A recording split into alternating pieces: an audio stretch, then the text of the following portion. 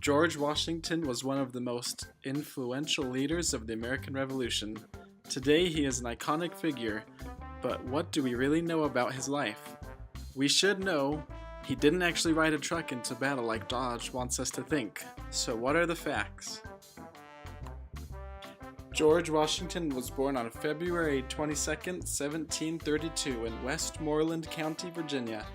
Very little is known about his childhood, which is why many biographers have made up stories about this time, including the famous story of Washington chopping down his father's cherry tree and then honestly owning up to it. George Washington was homeschooled from the age of 7 to 15. After his father died, when Washington was 11, his half-brother Lawrence would finish raising him at the family estate Mount Vernon. Lawrence passed away when Washington was 20, and he became the owner of the vast Mount Vernon estate. Washington would eventually increase his land to 8,000 acres. From 1753 to 1758, Washington fought for the British in the French Indian War. He famously escaped injury in one battle with 4 bullet holes found in his jacket and 2 of his horses shot out from under him. He rose to the rank of commander of the troops in Virginia when he was only 23. 3 years later, he would retire from the British Army, disillusioned with lack of support from the local government for the war effort.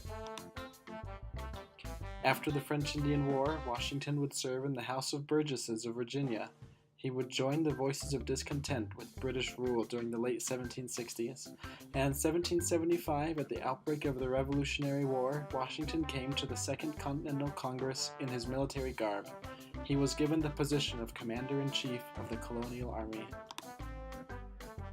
Washington would face victories and setback in the war.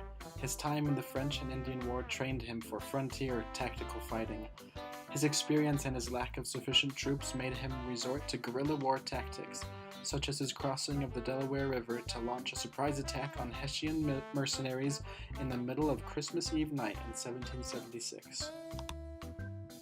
The victories that Washington achieved brought the support of the French in the war effort. With their French allies, Washington's Continental Army scored the victory that brought the beginning of the end of the war at Yorktown, Virginia in 1781. As the war came to a close, Washington resigned from his post as Commander-in-Chief to the Continental Congress in 1783. Washington then retired to his beloved Mount Vernon to build back his estate from the decay it went through in the war. Washington would only experience about 4 years of peace at Mount Vernon because Congress would approve a constitutional convention to replace the weak Articles of Confederation, and in 1787 Washington was made president of that Congress. Washington worked behind the scenes mostly, lobbying with others to make the changes he felt would create an effective government. After the Constitution was signed and went through the lengthy ratification process, Washington was unanimously elected our nation's first president in 1789. As president, Washington established many precedents for the future, such as being titled Mr. President rather than any other more royal titles, as well as only serving 2 terms. He wanted to ensure that the president's powers were limited.